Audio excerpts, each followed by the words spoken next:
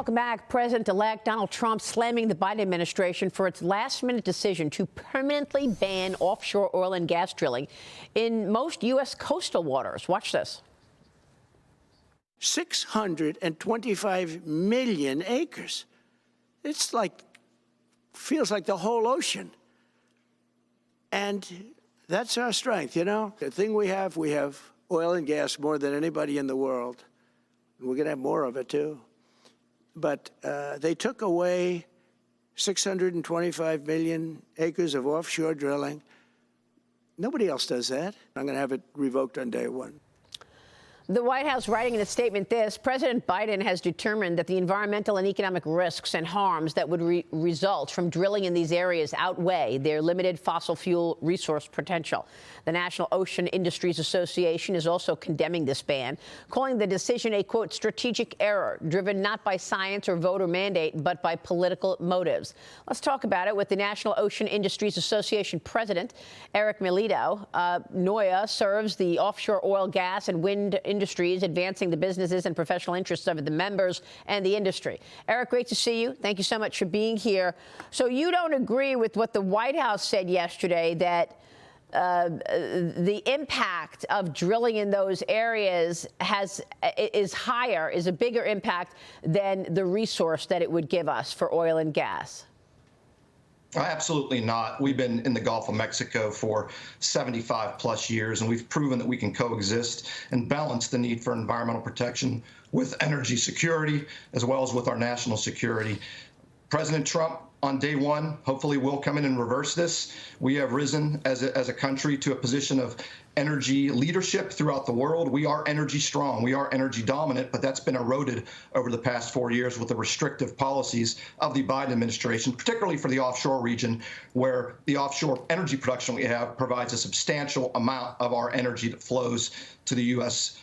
American consumer. Now, there were reports yesterday that the way that President Biden has done this would mean that this ban would make it difficult for President Trump to reverse it because he's going to need congressional approval. So what do you think? How difficult will it be for the incoming Trump administration to reverse this? President Trump just said he's going to reverse it on day one.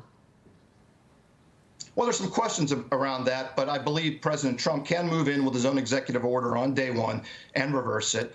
The courts will then have to weigh in and determine whether or not that's valid. We've had one district court that said you can't do it, but that's not conclusive and final. We think that the statute allows the president to do this. But even more than that, if you look at what President Biden has done, we believe that has some legal questions around it, because he's basically nullifying the statute. The statute requires expeditious development of our energy resources in the Outer Continental Shelf.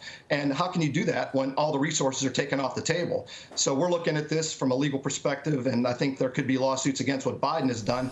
And I would hope that President Trump does reverse it and also works with Congress, because Congress can be a backstop to make sure that we have ample future opportunities for investment in U.S. projects in the future. Yeah, I mean, you know, you would think that just from executive orders over rulemaking that President Trump could really make a dent in this. I mean, any administration can either, you know, help an industry thrive or kill the industry altogether with rules and regulations. And that's pretty much what the Biden administration was doing over the last 4 years, just socking so many rules and regulations around the energy sector as part of its so-called climate change agenda. Would that be enough, though, for President Trump to tap into the capacity of America? Yeah, we're producing almost record levels in the Gulf of Mexico today, nearly 2 million barrels. It would be much higher, I believe, if we had better policies over the last 4 years. We employ over 400,000 workers in high-paying jobs. But we've been there for a long time. We need to look at new areas. And I think that with President Trump working with the Republican Congress, there's going to be ways through reconciliation to direct leasing in new areas so that we can maintain and secure our energy leadership. This decision by President Biden just projects weakness on a global scale. It also projects uncertainty in the U.S. laws and regulatory regime around U.S. energy projects. And we want to draw investment here because these are multi-billion-dollar projects that need to find a home. And if there's uncertainty here in the U.S., U.S., that could flow to other parts of the world. And we can do it here the best when it comes to the environmental protection. And offshore production here in the U.S. has the lowest carbon intensity per barrel out of any country in any area you can produce it. Let's do it here. We can do it the best. So what about beyond the U.S.? Energy production, what are the broader implications of this drilling ban on national security, on the economy? Because you're right, the oil markets, this is a global market. Yeah, the global market demands 100 million barrels a day. That's been rising. There have been projections that it's going to decrease. We have not seen that, and we need to make sure that we are in a position here in the U.S. to be able to rely on our own country to secure those energy supplies. And the offshore is an area where we have the best companies deploying the best technologies. We're in thousands of feet of water, drilling thousands of feet below the subsea in order to tap into those resources and bring that energy to market for the American consumer so we have reliable, affordable supplies of energy. Yeah. However, we need to make sure that we're looking at and discovering resources in all of our outer continental shelf areas so that we're not limited in the future. These are long-term decisions with long-term lead times that companies have to make. And if they can't do it here, it goes elsewhere in other parts of the world. Yeah, sure, of course. Trump also reportedly considering an executive order to protect gas stoves and heaters. Remember, the Biden administration tried to phase out the gas heaters and stoves as part of their climate change agenda. Here's what Trump said about that yesterday. Watch. He wants all gas heaters out of your homes and apartments. He wants them to be replaced by essentially electric heaters. I don't know what it is with electric. This guy loves electric. Gas heater is much less expensive. The heat is much better. He wants them all removed quickly. These people are crazy. Erik, your reaction? These decisions are inflationary, and President Trump wants to address inflation more than anything. He wants to bring costs down.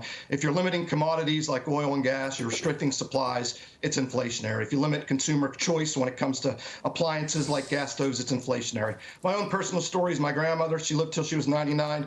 A great Italian cook, loved her cooking. She loved her gas stove, and she had a great life using a gas stove to make sure that we were all fed well. And I think that if you look at what the chefs have said, the chefs want gas stoves because it's the best way to cook. Let's make sure Americans have consumer choice and can pick what they want when it comes to cooking and heating their homes. And gas is good. Let's rock with gas. I love that. And how beautiful to mention your mother, 99 years young.